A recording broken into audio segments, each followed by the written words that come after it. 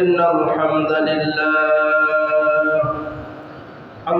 لله نحمده ونستعينه ونستغفره ونعوذ بالله من شرور أنفسنا ومن سيئات أعمالنا من يهده الله فلا مضل له ومن يضلله فلا هادي له ونشهد أن لا إله إلا الله وأن محمدا عبده ورسوله صلى الله عليه وعلى آله وسلم أرسله بالحق بشيرا ونظيرا وداعيا إلى الله بإذنه وسراجا منيرا أما بعد فأعوذ بالله من الشيطان الرجيم بسم الله الرحمن الرحيم إن الله وملائكته يصلون على النبي يا أيها الذين آمنوا صلوا عليه وسلموا تسليما اللهم صل على محمد وعلى آل محمد كما صليت على إبراهيم وعلى آل إبراهيم إنك حميد مجيد اللهم بارك على محمد وعلى آل محمد كما باركت على إبراهيم وعلى آل إبراهيم إنك حميد مجيد معزز محترم حضرات علماء کرام মুরব্বিয়ান নিজাম যুবক ভাইরা আমার পর্দার আড়ালে সম্মানিত মা ও বোনেরা আমরা সকলে মিলে সেই মহান মনিবের দরবারে প্রাণ খুলে শুকরগুজার করব যে রব্বুল আলামিন আমাদেরকে রমাদান মাস দান করেছেন সিয়াম কিয়াম কোরআন তেলাওয়াত দান সাদাকা এমন ইবাদত করার তৌফিক দিয়েছেন সেই রমজান প্রায় বিদায়ের পথে এই জন্য সেই মহান মনিবের দরবারে আমরা শুকরিয়া আদায় করব সকলে বলি আলহামদুলিল্লাহ আজকে জুমাতুল বিদাও হতে পারে যদি 29টা হয় তাহলে তো বৃহস্পতিবার ঈদ হয়ে যাবে আর যদি 30টাও হয় তাও শুক্রবার তা আজকে জুমাতুল বিদা এবং ঈদুল ফিতরের প্রস্তুতি আছে অনেক সুন্নাহ আছে সেই বিষয়ে আলোচনা করা হবে আল্লাহ পাক আমাদের বোঝার আমল করার তৌফিক দান করুন তিরমিজির বর্ণনায় এসেছে তৃতীয় খণ্ড 165 নং হাদিস রাসূল কারীম সাল্লাল্লাহু আলাইহি ওয়াসাল্লাম ইরশাদ করেছেন যেই দিন সকল মানুষ ঈদুল ফিতর পালন করবে সেই দিনই ঈদ হবে যেই দিন ইমাম বা রাষ্ট্রপ্রধান সিদ্ধান্ত নেবে সেই দিন ঈদ হবে। আর চাঁদ দেখে রোজা রাখবে আর চাঁদ দেখে ঈদ করবে, এটাই হচ্ছে প্রকৃত সুন্নাত। নিয়ম হচ্ছে চাঁদ দেখবে চোখে, রোজা রাখা শুরু করব আমরা, আর চোখে চাঁদ দেখবো তারপরে ঈদ শুরু করব। কিন্তু আমাদের দেশে একটা দল আছে, তারা আরব আমিরাতের সাথে ঈদ করে, রোজা রাখে। এরা হচ্ছে সম্পূর্ণ ব্যাকুল এবং এদের পথভ্রষ্ট, এদের রোজা ঈদ কোনোটাই সঠিক হবে না। কারণ হচ্ছে এখান থেকে সৌদি আরব 3 ঘন্টার ব্যবধান। তা প্রথম যেদিনকে চাঁদ ওঠে মাত্র একটু নমুনা দেখা যায়, আধা ঘন্টা 1 ঘন্টার পর আর থাকে না, ডুবে যায়। তা 3 ঘন্টার ব্যবধানে সৌদি আরব চাঁদ দেখতে পারে, আমরা তো চাঁদ দেখতে পারি না। এই জন্য যে দাসের যে টাইম, ওই অনুসারে যখন যেটা হবে ওইটাই। হাদিস শরীফে এসেছে, নবী করিম সাল্লাল্লাহু আলাইহি ওয়াসাল্লাম বলেছেন, আল্লাহ পাক ফজরের রাত্রে, ভোর রাতে প্রথম আসমানে আসে। এখন এটা যদি আমরা সেই সপ্তাহের সাথে যদি মিল করতে চাই কখনো পারবো না, কারণ এখন বর্তমানে আমাদের হচ্ছে জুমা চলছে, আর আমেরিকাতে এখন মধ্যরাত চলছে। এখন আমাদের 12টা, তাদের এখন রাত বাজছে 1টা 2টা। তাহলে এটা কিভাবে? এখন ওই দেশের ফজর যখন হবে ভোর রাত, তখন তাদের জন্য, আর আমাদের যখন ভোর রাত হবে তখন আমাদের জন্য, তখন ওই খুঁজি না। এই জন্যে আমরা নিজ চোখে যতক্ষণে চাঁদ না দেখবো, নবীজির ঘোষণা অনুসারে আমাদের ঈদও হবে না, রোজাও হবে না। এটা হচ্ছে ফাইনাল। এটা যারা করেন, এদের যারা নেতৃত্ব দেন, এরা প্রকৃত পথভ্রষ্টের মধ্যে আছেন নিঃসন্দেহে। সূরা বাকারা 185 আয়াতে আল্লাহ পাক রব্বুল আলামিন ইরশাদ করেছেন, আলিতুকমিলুল ইদ্দাতা ওয়ালিতুকাব্বিরুল্লাহা আলা মা হাদাকুম ওয়া লাআল্লাকুম তাশকুরুন। আল্লাহ পাক রব্বুল আলামিন বলেন, রমাদানের সিয়াম পালন করেছো, এখন তোমরা আল্লাহ পাক রব্বুল আলামিনের তাকবীর ঘোষণা করো, কারণ তিনি তোমাদেরকে সঠিক পথে পরিচালিত করেছেন। আল্লাহ পাক রব্বুল আলামিন আমাদেরকে যেই রোজা পালন করার, রাতে সিয়াম, কিয়াম, লাইল পালন করার, কোরআন তেলাওয়াত, দান সদকা, এত ইবাদত করার সুযোগ করে দিয়েছেন, সেই মহান মনিবের দরবারে শুকরগুজার করতে হবে। এটা কি সবাই পারে? আমাদের সমাজে বহুত বেরোজগার আছে না, তারাবি পড়ে না, এরকম মানুষ আছে না? এই জন্য আল্লাহ পাক বলছেন, এত মানুষের মধ্যে তোমাকে যে আমি করার তৌফিক দিয়ে দিলাম, এর মানে হচ্ছে তোমরা আখিরাতে সফল হবে, জান্নাতে যাবে। তাই এই জন্য কি শুকরগুজার করবা না? আমি আল্লাহ তোমাদের এরকম সুন্দর একটা কাজ করার তৌফিক দিয়ে দিলাম। এই জন্য আমরা মনে প্রাণে আল্লাহ পাককে শুকরগুজার করব। এই জন্য আল্লাহ পাক বলছেন, তোমরা বেশি বেশি তাকবীর ঘোষণা করো, আল্লাহু আকবার, আল্লাহু আকবার, লা ইলাহা ইল্লাল্লাহু, আল্লাহু আকবার, আল্লাহু আকবার, ওয়ালিল্লাহিল হামদ। তবে এই তাকবীরটা শুরু হবে ঈদের চাঁদ দেখার সাথে সাথে, আর পরদিন ঈদ উল ফিতরের নামাজের আগ পর্যন্ত আমরা তাকবীর দিয়ে একেবারে সমাজটাকে মুখরিত করে ফেলব।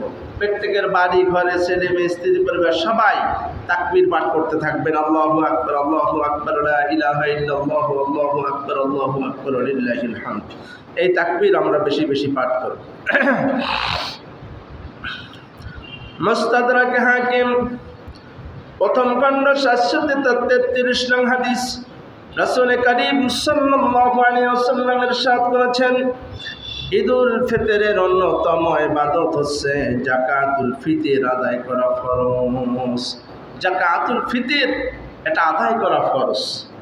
কিছু হানাফি স্কলার কিছু মত দিয়েছেন যে এটা ওয়াজিব, আর বেশিরভাগ ইমাম মুফাসসিরিন কেরাম মত দিয়েছেন এটা ফরজ, এটা আদায় করতেই হবে। যাদের উপরে এই যাকাতুল ফিতর ফরজ হয়েছে বা ওয়াজিব হয়েছে, তারা অবশ্যই আদায় করবে। তবে সেটা ঈদের আগে, ঈদের নামাজের আগে যদি আদায় করা হয়, কমপ্লিট করা হয়, তাহলে সে পরিপূর্ণ সওয়াব পাবে রমাদানের, এবং অনেক সওয়াব বেশি পাবে, এমনকি 700 গুণ সওয়াব আল্লাহ বেশি দিবেন রমাদানের বরকতে। কিন্তু ঈদের নামাজের পরে দিলে এই পরিমাণ সওয়াব হবে না। আর এই যাকাতুল ফিতর আদায় করার মাধ্যমে নবী করিম সাল্লাল্লাহু আলাইহি ওয়াসাল্লাম বলেছেন যে তোমাদের যে রোজায় ভুল ত্রুটি হয়, এই সমস্ত ভুল ত্রুটিগুলা এই যাকাতুল ফিতরের উসিলায় আমি আল্লাহ তাআলা ক্ষমা করে তোমাদের রোজাগুলিকে কবুল করে নেব। সুবহানাল্লাহ, সুবহানাল্লাহ। ঈদের দিনে গোসল করা সুন্নাত। হযরতে ওমর ফারুক রাদিয়াল্লাহু তাআলা আনহু তিনি ঈদের দিনে গোসল করে ঈদের নামাজ পড়তেন। তাই এটা সাহাবীদের সুন্নাহ। নবী সাহাবীরা যে আমল করেছেন এটাও সুন্নাহ, সাহাবীদের সুন্নাহ, এটা পালন করা আমাদের জন্য আবশ্যক। এবং রাসূল করিম সাল্লাল্লাহু আলাইহি ওয়াসাল্লাম পক্ষ থেকে যে সুন্নাহ সেটা তো আদর করবই, এটা নবীজির নির্দেশ। আমার সুন্নাহ, আমার সাহাবীদের সুন্নাহ, এটা তোমার দাঁতের মাড়ি দিয়ে আঁকড়ে ধরবে, তখনও পথভ্রষ্ট হবে না। তা সাহাবীরা বিশেষ যে সাহাবী তারা যে আমল করেছেন এটাও আমাদের জন্য আদর্শ সুন্নাহ। তাই হযরত ওমর ফারুক রাদিয়াল্লাহু তাআলা আনহু তিনি ঈদের দিনে গোসল করে নামাজ পড়তেন। তাই আমরাও সবাই গোসল করলে আলাদা একটা স্পেশাল সুন্নাতের সওয়াব পাই যাব ইনশাআল্লাহ। এরপরে 2 নাম্বার হচ্ছে নতুন পোশাক পরিধান করা ঈদের দিনে। যার যেভাবে সামর্থ্য আছে সে সেইভাবে নতুন পোশাক কিনবে। আর যদি একান্ত কারো অসুবিধা থাকে তাহলে সে তার যে পোশাকের মধ্যে যে ভালো পোশাকটা আছে ওটাকে ধুয়ে মাজাই একেবারে নূতনের মতো করে গায়ে দিবে। এটা হচ্ছে সুন্নাহ। মানে যার যে পোশাক আছে তার চাইতে উত্তমটা সে ব্যবহার করবে। ঈদের দিনে সুন্দর পোশাক পরে ঈদগাহে আসবে, এটা সুন্নাহ। এরপরে ঈদগাহে আসার আগে তিনি আতর এবং পারফিউম ব্যবহার করবে। আতর ব্যবহার করা সুন্নাহ। নবী করিম সাল্লাল্লাহু আলাইহি ওয়াসাল্লাম হাতের তালুতে এবং এই মাথার মাঝখানে তিনি আতর লাগাতেন। নবীজি যেখানে সিজদা দিতেন তার কপাল বেয়ে বেয়ে আতর নামতার, ওই জায়গাটা ঘেরান ঘেরান হয়ে যেত। সুবহানাল্লাহ। এবং নবীজির হাতে যে হাত মোসাফা করতেন তিনি আতরের ঘেরান পাইতেন। সুবহানাল্লাহ। এই জন্যে হাতের তালুতে আপনারা আতর দেবেন, লাগাবেন, এটা সুন্নাহ। ঈদের দিনে খেজুর বা সেমাই খাইয়ে আসা সুন্নাহ। এই জন্যে আমাদের মা বোনদেরকে বলবেন যারা তারা যেন আগে আগে উঠে ফজরের নামাজ পড়ে নাস্তা রেডি করে ফেলায়, আপনি যেন ঈদগাহে নাস্তা খেয়ে আসতে পারেন। আর যদি নাস্তায় রেডিতে দেরি হয় তাহলে 2টা অন্তত খেজুর খেয়ে চলে আসবেন। তাহলে আমরা স্পেশাল একটা সুন্নাহর সওয়াব পাই। এক একটা সুন্নাহর সওয়াব মানে অনেক বড় নেয়ামত আমাদের জন্যে। যেইগুলা একেবারে হাদিসে প্রমাণিত এই সুন্নাহগুলা, এগুলো আমরা আদায় করলে অবশ্যই অনেক ফায়দা পাবো। 50 জন শহীদের সওয়াব দেওয়া হবে এক একটা সুন্নাহ আমল করলে। সুবহানাল্লাহ। তবে ঈদুল ফিতরের দিনে মিষ্টি খেয়ে আসা সুন্নাহ, আর ঈদুল আজহার দিনে না খেয়ে ঈদগাহে যাওয়া সুন্নাহ। একটু ব্যতিক্রম। ঈদুল ফিতরের সময় খেয়ে আসা সুন্নাহ, আর ঈদুল আজহার সময় না খেয়ে যাওয়া সুন্নাহ। নবীজির আমল ছিল ঈদুল আজহার দিনে তিনি না খেয়ে যাইতেন, খুব নামাজ পড়ে তাড়াতাড়ি গরু কাইটে টাইটে ওই গরুর গোশত দিয়ে ব্যবসা করে নাস্তা করতেন। এই আধা বেলা ফেরায় তিনি রোজার মতো থাকতেন। এরপর একটা সুন্নাহ ছিল রাসূল করিম সাল্লাল্লাহু আলাইহি ওয়াসাল্লাম ঈদগাহে এক রাস্তা দিয়ে যাইতেন আর অন্য রাস্তা দিয়ে তিনি আসতেন। এর কারণ কি? এর কারণ হচ্ছে নবী করিম সাল্লাল্লাহু আলাইহি ওয়াসাল্লামের সাথে তো সবাই একটু দেখা হইলে খুশি হইতো। তা যে রাস্তা দিয়ে প্রথম আসলেন ও রাস্তায় তো সবার সাথে সাক্ষাৎ হয়েছে। দ্বিতীয় আরেকটা রাস্তা দিয়ে যখন আসতো তখন দেখা যায় আরও কিছু নূতন মানুষের সাথে সাক্ষাৎ হইতো, তারাও আনন্দ পাইল, নবীজিও আনন্দ পাইলেন, অনেক মানুষের সাথে বেশি সাক্ষাৎ হলো। এই কারণেই 2 রাস্তা দিয়ে আসা সুন্নাহ। যদি কারো রাস্তা 2টা থাকে বিকল্প তাহলে একটু ঘুরে যাবেন, আর যদি না থাকে তাই এক পাশ থেকে গেলে অপর পাশ থেকে যাবেন। ওই সুন্নাহ নেই, এটা আল্লাহ পাক তাতেও সব দিয়ে দেবেন ইনশাআল্লাহ।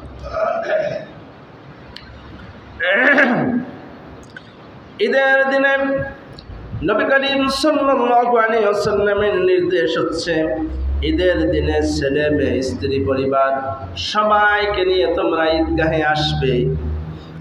নারীদেরকে নিয়েও ঈদগাহে আসতে বলেছেন এবং জোর করে বলেছেন নবীজি অবশ্যই তোমার স্ত্রী ছেলে মেয়ে সবাইকে নিয়ে ঈদগাহে আসবে। তখন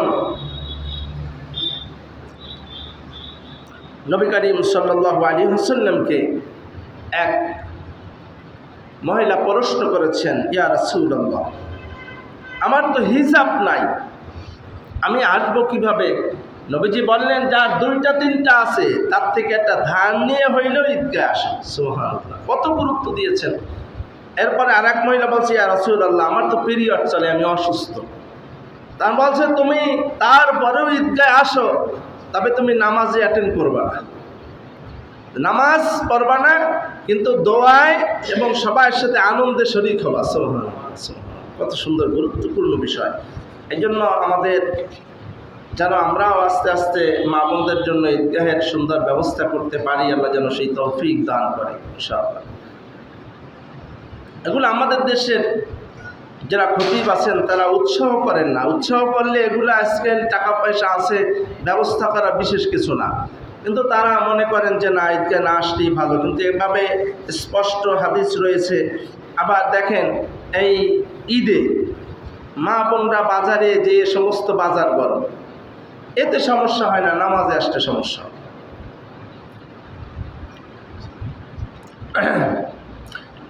ঈদের সালাত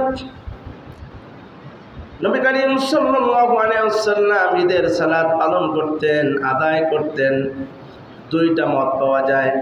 তিনি 12 তাকবীরে নামাজ পড়েছেন। প্রথম 7 তাকবীর, প্রথম রাকাত 7 তাকবীরে পড়েছেন। দ্বিতীয় রাকাত 5 তাকবীরে পড়েছেন। 7 5 12 তাকবীরে তিনি ঈদের সালাত পড়েছেন। এটা এককালে স্পষ্ট সহিহ হাদিস দ্বারা প্রমাণিত। আবার আমরা যেটা পড়ি 6 তাকবীরে, এটাও হাদিসে আছে প্রমাণিত এবং সহিহ হাদিস, দুইটাই পালন করা জায়েজ। তবে আমরা যেটা করি, আমাদের যে সমস্যাটা, আমরা বাংলাদেশে একটা আমল এক পদ্ধতিতেই 12 মাস করি, কিন্তু নবী করিম সাল্লাল্লাহু আলাইহি ওয়াসাল্লাম একটা আমল অনেক পদ্ধতিতে করেছেন, অনেকগুলি পদ্ধতিতে। আর নবী যত স্টাইলে করেছেন, ওই সব পদ্ধতিতে পালন করলে সবগুলি হাদিসের আমল হয়ে গেল, তাহলে আমরা সব বেশি পাবো। আমরা একটা হাদিসের আমল করি, যদি আরও অন্য পদ্ধতিতে করি তো ওই পদ্ধতির হাদিসটারও তো আমরা আমল করলাম, তাহলে আমরা সব বেশি পাবো। এই জন্য যদি আমরা এই ঈদের নামাজ 6 তাকবীরে করি, ঈদুল আজহারটা 12 তাকবীরে করা উচিত। 12 তাকবীরের পক্ষে হাদিস বেশি সহি, বেশি প্রমাণিত পাওয়া যায়। তা দুইটাই জায়েজ, কিন্তু দোনোটা করা বেশি ভালো। কিন্তু আমাদের মধ্যে এগুলা পরিবর্তন হচ্ছে না। আস্তে আস্তে সবাই বললে হয়ে যাবে ইনশাল্লাহ, আর মানুষ জানেও না এগুলা বাস্তবতা।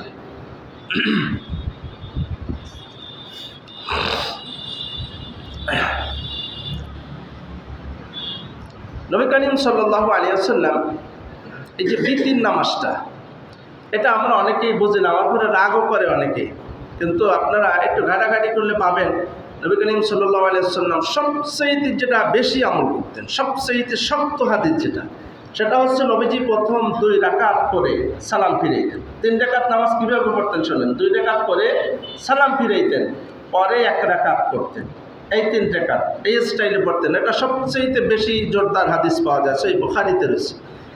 এরপরে তিনি 3 রাকাত পড়তেন যখন, নবীজির আমল সরাসরি সেটা হচ্ছে তিনি 2 রাকাত করে বসতেন না, সরাসরি দাঁড়াইতেন, এক বৈঠকে 3 রাকাত পড়তেন।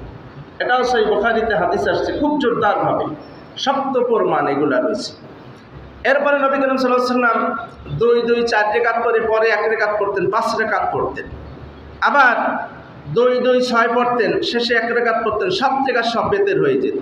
নবীজি 1 রাকাত, 3 রাকাত, 5 রাকাত, 7 রাকাত, 9 রাকাত পর্যন্ত বেতের পড়ছেন, আর 11 রাকাত পর্যন্ত বেতের পড়েছেন। এগুলো সব সহিহ হাদিস দ্বারা প্রমাণ।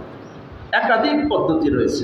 আমরা যদি একাধিক পদ্ধতিতে, সেদিনকে এক মাওলানা বলছে যে আমি আরবে 10 দিন ইতিকাফে গেলাম, তা আব্দুর রহমান আস-সুদাইস তিনি 3 দিনে 3 স্টাইলে এই বেতের নামাজ পড়েছেন, একটা পদ্ধতিতে পড়ে না, অনেকগুলো হাদিসের তারা আমল করে। তারা কত ভাগ্যবান। কিন্তু আমাদের গোমরাহি, এই একটা পদ্ধতিই পড়তে হবে। কিন্তু আমরা যে পদ্ধতিতে পড়ি, এই পদ্ধতিটা দুর্বল, সবগুলা সহিহ হাদিসে পাওয়া যায় না। যেমন এই যে তাকবীরটা দেই, এটা সহিহ হাদিস দ্বারা প্রমাণিত নয়, নর্মাল একটা হাদিস পাওয়া যায়। আবার এই যে বৈঠক করি, এটাও ওইভাবে শক্ত প্রমাণিত পাওয়া যায় না। সরাসরি নবীর থেকে যে আমলগুলি এক বৈঠকে পড়েছেন, আবার ওইভাবে পড়েছেন, 2 করে সালাম ফিরিয়েছেন, পরে 1 পড়েছেন। যাই হোক, আপনারা যার মতো যে করেন, কিন্তু এগুলো আছে হাদিসে। আস্তে আস্তে জানার চেষ্টা করুন, আস্তে আস্তে পড়লে আপনারা ফায়দা পাবেন। এই একাধিক পদ্ধতিতে যদি আমরা পড়ি, তাহলে আমরা বেশি ফায়দা পাবো কিনা, আমরা বেশি হাদিসের আমল করতে পারলাম, বেশি সওয়াব পাবো।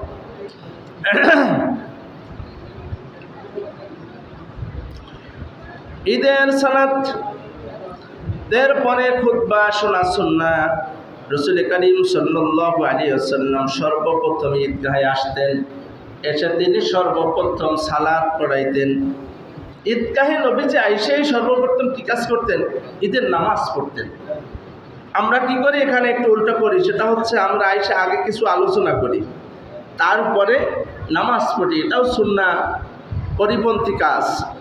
প্রকৃত সুন্নাহ হচ্ছে নবীজি যেভাবে করতেন, সেটা হচ্ছে তিনি ঈদগাহে এসেই আগে নামাজ পড়াইতেন, তারপরে তিনি আলোচনা করতেন। মা বোনদের জন্য আলাদা আলোচনা করতেন। ওই একই সময় একই জায়গায় বসেই মহিলাকে উদ্দেশ্য করেও কিছু নসিহত করতেন, আবার পুরুষদের উদ্দেশ্য করেও কিছু আলোচনা করতেন, খুতবা দিতেন পরে। আর নামাজটা হবে আগে, কিন্তু আমরা এখানে উল্টো করে ফেলাই, আগে আলোচনা পরে নামাজ পড়াই আমরা।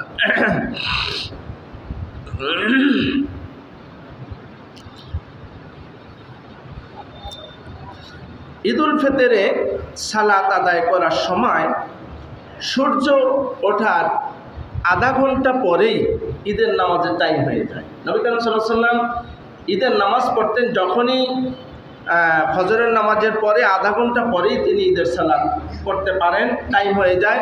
এরপর থেকে জোহরের আগ পর্যন্ত ঈদের নামাজ থাকে। তবে ঈদুল ফিতরের নামাজটা একটু অনেক সময় হালকা দেরি করতেন, কিন্তু ঈদুল আজহার নামাজে খুব তাড়াতাড়ি পড়তেন, যাতে করে কোরবানির কাজটা তাড়াতাড়ি সম্পন্ন করা যায়। যাই হোক, তাইলে আমাদের ঈদের নামাজের আধা ঘন্টা পরেই টাইম হয়ে যায়। এখন আমাদের সময় মতো আমরা একটু আক্কাস করে পড়লে এখানে কোনো দোষের কিছু নাই। নবী করিম সাল্লাল্লাহু আলাইহি ওয়াসাল্লাম ঈদের মাঠে এসে আগে সালাত আদায় করতেন, পরে বক্তৃতা করতেন, খুতবা পাঠ করতেন, আলোচনা করতেন। ঈদের দিন খেলাধুলা আনন্দের নামে আমাদের সমাজে যেটা হয়, সেটা হচ্ছে মারাত্মক ধরনের কিছু ভুল আমরা করি। সেটা হচ্ছে আমাদের ছেলে মেয়ে অনেকে ঈদের আনন্দে সামিল হতে যেয়ে আমাদের অনেকের মেয়ে, বয়স্তা মেয়ে, স্কুল কলেজে বন্ধু বান্ধব তাদের সাথে যেই রাস্তাঘাটে দেখাশোনা করে এই যে সারা মাস যা কামাই করলাম, হ্যাঁ ঈদের দিনে সব শেষ হয়ে যায়। এরকম চলে কিনা? এই আনন্দের নামে সকালে ঘুরতে নামছে, আপনার মেয়েটা বড় হয়েছে এটুকু আপনি বুঝেন না, সে বান্ধবীদের সাথে রাস্তাঘাটে সারাদিন দৌড়দৌড়ি করলো, এতে তার পর্দার পর খেলাপ হয়েছে না? বন্ধুদের সাথে আড্ডা মেরেছে, এগুলো করা যাবে না। আপনার মেয়ে যদি ম্যাচিউরড হয়ে থাকে, বড় হয়, তাহলে তাকে এভাবে যাইতে দিবেন না। বাড়ির সীমা রেখার মধ্যে থাকবে। যদি আত্মীয় স্বজনের বাড়ি যায়, মা বাবা ভাই বোন তাদের সাথে যাবে, লাগে আপনজন থাকবে, এভাবে তাদেরকে খেয়ালের সাথে রাখবেন, খবরদার। এবং এই সময় গান বাজনা, এদিক সেদিক, সিনেমার নানান এই ঈদ উপলক্ষে নানান ছবি দিবে। এইগুলো অনেক সন্তানরা যায় এই ছবি দেখে। তা বাপ মা সারা মাস রোজা রাখলো আর তার সন্তান ঈদের দিন গেল ছবি দেখতে, তাহলে আমরা করলাম না। এই জন্য খবরদার, এ ব্যাপারে আমরা সচেতন থাকব। আমাদের ঈদের আনন্দ অবশ্যই করতে হবে। নবী করিম সাল্লাল্লাহু আলাইহি ওয়াসাল্লামের নির্দেশ, তোমরা ঈদে আনন্দ ফুর্তি করো, তবে সেটা শরীয়ত সম্মত, শরীয়তের বাইরে চলে না যায়, আমরা এটা খেয়াল রাখতে হবে। যুবক ভাইয়েরা, আমার ছোট বোনেরা, খবরদার আপনারা এমনটা করবেন না। রোজা রেখেছেন, ঈদের দিন হচ্ছে আমাদের গুনাহ মাফের দিন। এই ঈদের দিনে পুরস্কার দেওয়া হবে, নিষ্পাপ হয়ে এক একজন বাড়িতে ফিরবে। আমরা যেন এই দিন মাফ নিয়ে বাড়িতে ফিরতে পারি, এই ধরনের আমাদের কোনো গুনার কাজ আমাদের দ্বারা না হয়। জুমাতুল বিদআ মাধ্যমে আমরা রমাদানকে বিদায় জানাতে চলছি, কিন্তু কিভাবে? বিশ্বাসঘাতকতার সাথে না বিশ্বাস্ততার সাথে? রমাদান আমাদের জন্য নিয়ে এসেছিল কোরআন তেলাওয়াত, সিয়াম, কিয়াম, তাকওয়া। এখন যদি আমরা রমজান বিদায় দিয়ে আবার সে আগের মতো সমানে শুরু করে দেই, তাহলে এই রমজানের সাথে আমাদের বিশ্বাসঘাতকতা করা হয়েছে। রমজান মূলত আমাদের প্রশিক্ষণ দিয়েছে 1 মাস, যে আমাদের কিভাবে চলতে হবে। এটা একটা ট্রেনিংয়ের মাস। কিন্তু আমরা রমাদানে যেভাবে নামাজ পড়েছি, দেখবেন এই রমাদান চলে গেলে আবার নামাজ ছেড়ে দেওয়া। তা নামাজ কি রমাদানে শুধু ফরজ, না অন্য মাসেও ফরজ? অন্য মাসে ফরজ না, সব সময়ের জন্য ফরজ। নামাজ কোনো অবস্থাতে ছাড়া যায় না। কিন্তু দেখা যায় আমরা রমাদান শেষ হইলেই নামাজের আবার অলসতা করে দিই। তাহলে নামাজ ছেড়ে দিলে তো আপনার রমজানে কি শিখলেন? আমরা রমাদানে মিথ্যা বলি নাই রোজার সম্মানে। রমজান ছাড়া কি মিথ্যা বলা জায়েজ? তাহলে এই মিথ্যা বলা যাবে? এই 1 মাস আমাদের প্রশিক্ষণ নেওয়া হয়েছে, আমরা মিথ্যা বলবো না। এই যে রমাদানে যেরকম ছিলাম, সারা বছর আমাদের বাকি 11 মাস এইভাবে চলতে হবে। নামাজ নিয়মিত পড়েছি রমাদানে, আমরা নিয়মিতভাবে পড়বো। যারা কোরআন পড়তে পেরেছেন তারা জানে, তারা রমাদানে কোরআন পড়েছেন। এই কোরআন কি শুধু রমাদানে পড়তে হবে, না 12 মাস পড়া দরকার? প্রতিদিন স্টাডি করা দরকার। আর সবচেয়ে দুর্ভাগ্য হচ্ছে এই কোরআন আমরা শুধু সওয়াবের উদ্দেশ্যে পড়ি। শুধু সওয়াবের উদ্দেশ্য নয়, আপনি প্রতিদিন কোরআন অর্থ সহ 1 পৃষ্ঠা পড়েন। কোরআনে কি মেসেজ আসছে, মূলত এইটা আমাদের জানা হচ্ছে জরুরি। কোরআন কি বলছে, আমার কিভাবে চলতে হবে, আমাদের সমাজ, আমার ফ্যামিলি, রাষ্ট্র কিভাবে চলবে, এই সব মেসেজগুলি আপনি জানতে হবে। যাই না আপনার জীবন, আপনার সংসার, আপনার গ্রাম এইভাবে সাজাইতে হবে। এটার নাম হচ্ছে কোরআন। কিন্তু আমরা শুধু কোরআন সবের উদ্দেশ্যে বলি, বুঝলাম না জীবনে কিছু, তাহলে তো হবে না। কোরআন কিভাবে হালাল হারামের ব্যাপারে কি বলছে, কিভাবে ব্যবসা করতে হবে, কিভাবে সংসার পরিচালনা করতে হবে, কিভাবে ছেলেমেয়ে লালন পালন করতে হবে, সব বিধিবিধান কোরআনের মধ্যে আছে। ইন্নামা আমওয়ালুকুম ওয়া আওলাদুকুম ফিতনা। আল্লাহ কোরআনে বলছেন, তোমাদের সন্তান সন্ততি হচ্ছে তোমাদের জন্য পরীক্ষা, ফিতনা। কত বড় কঠিন কথা, সন্তান ফিতনা, বিপদের আশঙ্কা কেন? এখন এটা আমার বুঝতে হবে। তো এই সন্তানগুলি যদি আমি দিনদার পরহেজগার হিসেবে তৈরি করতে না পারি, তারা যদি হয় মদখোর, গাঁজাখোর, তারা যদি হয় বেনামাজি, তারা যদি গান সিনেমা নিয়ে পড়ে থাকে, এটা আমার জন্য বিপদ কিনা? আপনি মরে যাইও তো শান্তি পাবেন না। এমন সন্তান পাপ করলে আপনার কবরে পাপের অংশ যাইতে থাকবে, সমস্ত পাপের একটা অংশ আপনার কবরে যাবে। তাহলে আপনি তো নেককার হয়ে মরেও আপনার কবরে যাই শান্তি নেই। তাই জন্য এই সন্তান বিপদ। এই জন্য আমাদের কোরআনের মেসেজগুলো জানতে হবে। এই অনেক ব্যবসায়ী ভাইরা বেশিরভাগ তারা দেখবেন খাদ্যে ভেজাল করে, ওজনে কম দেয়। তাদের পক্ষে সূরা মুতাফফিফিনের শুরুতেই আল্লাহ বলছেন, ওয়াইলুল মুতাফফিফিন আল্লাযীনা ইযা ইক্তালু আলান নাস ইসতাওফুন। আল্লাহ বলছেন, যারা মাপে কম দেয়, নেবার সময় বেশি নেয়, দেওয়ার সময় কম দেয়, আবার খাদ্যে ভেজাল করে, আবার মিথ্যা বলে, এরা পুরোটাই ধ্বংস, এরা জাহান্নামে যাবে। প্রতারক, নবীজি বলেছেন এক হাদিসে যে যারা প্রতারণা করে এরা আমার উম্মত হতে পারে। নবীজির জীবনে কি কোনো প্রতারণা ছিল? তা তার উম্মতের প্রতারণা থাকবে, তাহলে সে তার উম্মত হইতে পারল। আমাদের জীবনটা রাখবে একেবারে প্রিয়। মান বসানা ফালাইসা মিন্না। নবীজি বলেছেন, যারা প্রতারক তারা কখনো আমার উম্মত হতে পারবে না, উম্মত থেকে খারিজ। আমরা মুসলমান প্রত্যেক ঘাটিতে ঘাটিতে প্রতারণা। আমাদের সমাজে কিছু ব্যবসায়ী আছে, বিদেশ নেওয়ার কথা কইয়ে টাকা পয়সা নিয়ে আর বিদেশ নেয় না, জাল একটা ভিসা দিয়ে দেয়, এরকম আছে না? এটা কি কোনো মুসলমানের সাজে এই প্রতারণা? কিন্তু আমরা তো করছি। এভাবে হাজারো প্রতারণা আছে। ডাক্তারের ঘরে গেলে দেখবেন ডাক্তাররা প্রতারণার শেষ নেই, প্রত্যেকটা জায়গায়। অথচ আমরা মুসলিম, অফিস আদালতে যে সেক্টরে যাবেন সেখানেই দুর্নীতি। এটা কোনো মুসলমানের চরিত্র হতে পারে না। এই মুসলমান জান্নাতে যাবে না। জান্নাতে যেতে হইলে আপনার কোরআনের রঙে রঙিন হওয়া লাগবে। ব্যবসা বাণিজ্য, লেনদেন, কাজ কর্ম সব কিছু হওয়া লাগবে কোরআনের দিক নির্দেশনা মতন, তাহলে হচ্ছেন আপনি মুসলমান।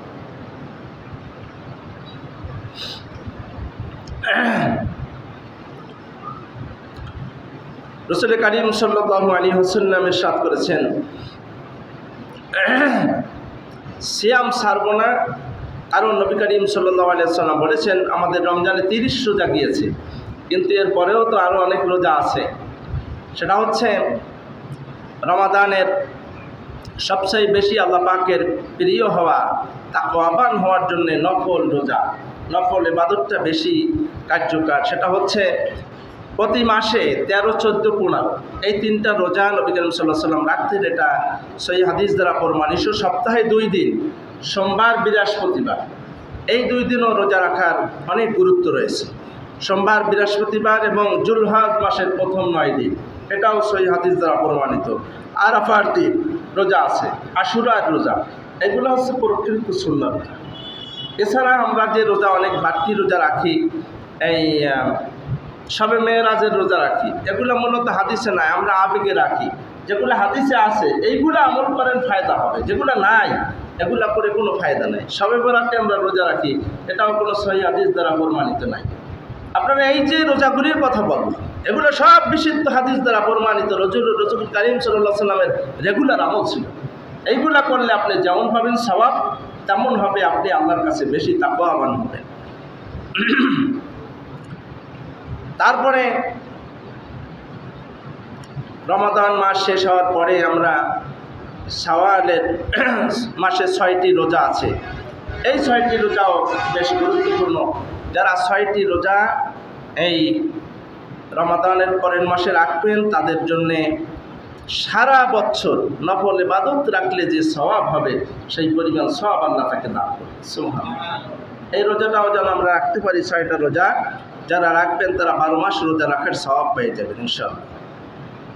রমজানে আমরা যে নেক আমল করেছি, খবরদার রমজানের পরে আমরা এই আদর্শবান হয়ে বাকি মাসগুলি যেন চলতে পারি। আমাদের দ্বারা যেন এমন কোনো কাজ না হয় রমাদানের পর যে রমজানে যা কামাই করছি গুনাহ খাতা তো মাফ হয়ে গেছে, এখন আবার করতে থাকি, আবার আগামী বছর সব মাফ করাই নেব ফিরে রমজানে। আসলে আমরা এই যে বাকি 11 মাস বাঁচবে এমন কোনো গ্যারান্টি আছে? কত মানুষ আমাদের যুব সমাজ হঠাৎ করে মরে যায়, আমাদের মাঝ থেকে চলে যাচ্ছেন। এই জন্য মৃত্যুর জন্য আমরা সবসময় প্রস্তুত থাকব, এরকম কোনো গ্যারান্টি আমাদের নাই। সূরা আনাম 88 নম্বর আয়াতে আল্লাহ তাআলা বলেছেন, ওয়ালাউ আশরাকু লাহাবিতা আনহুম মা কানু ইয়ামালুন। আল্লাহ তাআলা ইরশাদ করেছেন, যারা শিরিক করবে তাদের 50-60 বছর বসে যত ইবাদত করবে, হজ করছে, যাকাত করছে, কোরবানি করছে, নামাজ পড়ছে, এই সব আমল নষ্ট হয়ে যাবে। কত বড় মারাত্মক কথা! আল্লাহ তাআলা বললেন, ওয়ালাউ আশরাকু, যদি তোমরা শিরিক করো তাহলে তোমার জীবনের সব আমল বাতিল হয়ে যাবে। তাহলে আমরা একটা ভুল করলেই তো আমাদের শেষ।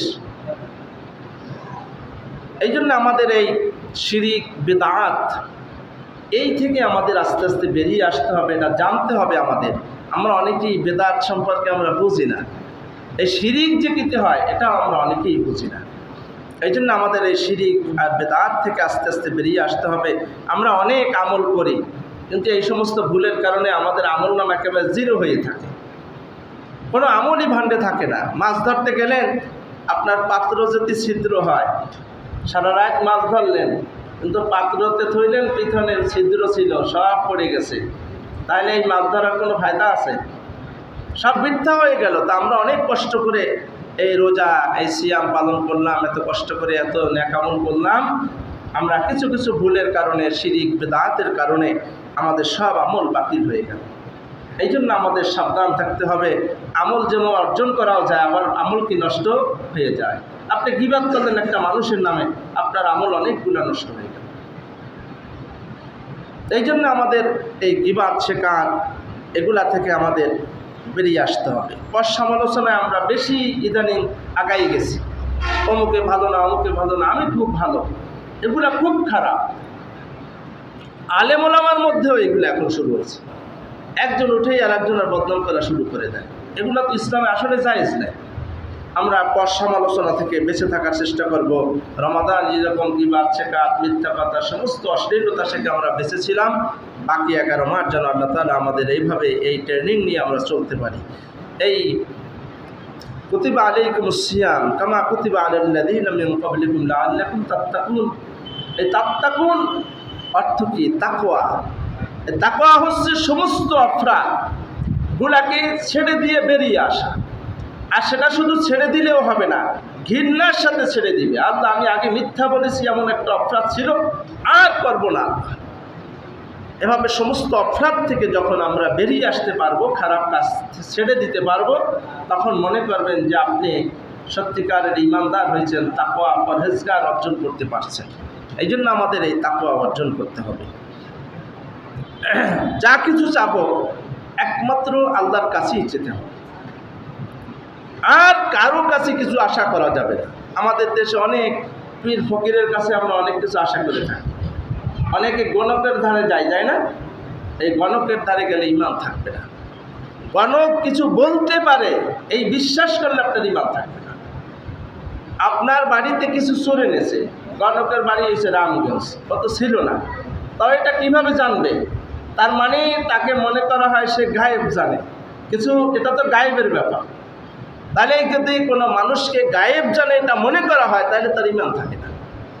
এগুলো আমরা ভাবি না, বুঝি না। এই গণকের দেখে দৌড়ে একটা কিছু চড়ে নিলে নানান মানুষের দৌড়দৌড়ি করে না আমাদের সমাজ। অনেক সময় আমি ছোটোবেলায় দেখেছি গণকের দ্বারে যায়, গণক আবার বলে দেয়, এরকম শুনছি বিভিন্ন। ওই 10টা বললে একটা খাইতে যায়, একটা যদি কোনো রকম কনফার্ম হয় তাহলে হয়েছে, উনি কইতে পারে মানুষের সিরিয়াল করে। আলিমুল গায়বি ফালা ইযহিরু আলা গায়বিহি আহাদা, আল্লাহ তাআলা বলছেন সূরা জিনের 26 নম্বর আয়াতে, যে গায়েবের অংশীদারিত্ব আমি আল্লাহ কাউকে দিই না। আহাদা, আমি আল্লাহ একমাত্র গায়েবের মালিক। কোনো নবীরা পর্যন্ত গায়েব জানতেন। আমাদের সমাজে এক শ্রেণীর আলেমরা তারা বলেন যে নবীজি গায়েব জানতেন। নবীজিকে যদি গায়েব জানে বলা হয় তাহলে তারা সব মুশরিকের অন্তর্ভুক্ত হয়ে গেছে। সে সরাসরি আল্লাহর সমকক্ষ করছে তাকে। নবীজি কি আল্লাহর সমকক্ষ? নবীজির সম্মান তো আল্লাহই দিয়েছেন। পৃথিবীর সবচেয়ে শ্রেষ্ঠ মহামানব হচ্ছে আমাদের নবীজি। তার সমকক্ষ পৃথিবীতে কোনো মানুষ হবে না। সব নবীদেরও তিনি সেরা। এ মর্যাদা কে ঘোষণা করেছে? আল্লাহ পাক ঘোষণা করেছেন। ইন্নাকা লাআলা খুলুকিন আযীম, আযীম চরিত্রের অধিকারী। লাকাদ কানা লাকুম ফি রাসূলিল্লাহি উসওয়াতুন হাসানাহ। আল্লাহ বলছেন তোমাদের মধ্যে উত্তম চরিত্র রয়েছে নবীর মধ্যে। তিনি হচ্ছেন পৃথিবীর মধ্যে শ্রেষ্ঠ উত্তম চরিত্রের অধিকারী। অতএব নবীজির সম্মান তো আল্লাহই ঘোষণা করে দিয়েছেন। এর মানে এনা যে সরাসরি সে আল্লাহর কোঠায় বসবে, আল্লাহর সমকক্ষ হয়ে গেছে, এটা মনে করলে, যারা মনে করে তাদের ঈমান থাকবে না। নবীর উম্মত থেকেও তিনি খারিজ হয়ে যাবে। খবরদার, আপনারা এই সমস্ত ভণ্ড আকীদা গ্রহণ করবেন না। এই আমাদের কিছু সমাজের বেদাতি ভণ্ড আলেম, তারা এগুলা সমাজে এসে শিক্ষা দেয় নবীজি গায়েব জানতেন। এই কথা যে বলবে সরাসরি মুশরিক। কোরআনে স্পষ্ট আয়াত রয়েছে, কুল্লা ইয়ালামু মান ফিস সামাওয়াতি ওয়াল আরদিল গায়বা ইল্লাল্লাহ। আল্লাহ বারবার বলেছেন গায়েবের মালিক একমাত্র আমি আল্লাহ, গায়েবের অংশীদারিত্ব কাউকে দেওয়া হয়নি। খবরদার, এ ব্যাপারে আপনারা সচেতন থাকবেন। আপনি সারা জীবন ইবাদত করলেন, কিন্তু আপনার দিলের মধ্যে খালি এইটুকু রয়েছে যে নবীজি গায়েব জানতেন, আপনি মুশরিকের অন্তর্ভুক্ত হয়ে গেছেন, জাহান্নামে যাবেন, চিরস্থায়ী যাবেন। এগুলো আমাদের বুঝতে হবে। সঠিক আকীদার বিষয় পরে আলোচনা করব। আকীদার অনেক বিষয় আছে যেগুলি আমাদের সমাজে ব্যাপকভাবে এরকম প্রসার হয়েছে, মানুষ এটা বিশ্বাস করে নিয়েছে আল্লাহ সব জায়গায় বিরাজমান, এরকম কথা আছে না আমাদের সমাজে। এই আকীদা যারা পোষণ করবে তারাও মুশরিকের অন্তর্ভুক্ত, তাদের ঈমান থাকবে না। যাকে ব্যাপারে অনেক ব্যাপক ব্যাখ্যা আমি পরে আপনাদেরকে বলবো, টাইম বেশি হয়ে যাচ্ছে। আপনারা সবাই ঈদ হয়তো আমরা এই রোজায় নাও, শুক্রবার আর নাও পেতে পারি, তাই জুমাতুল ফিতার ব্যাপারে কিছু কথা বললাম।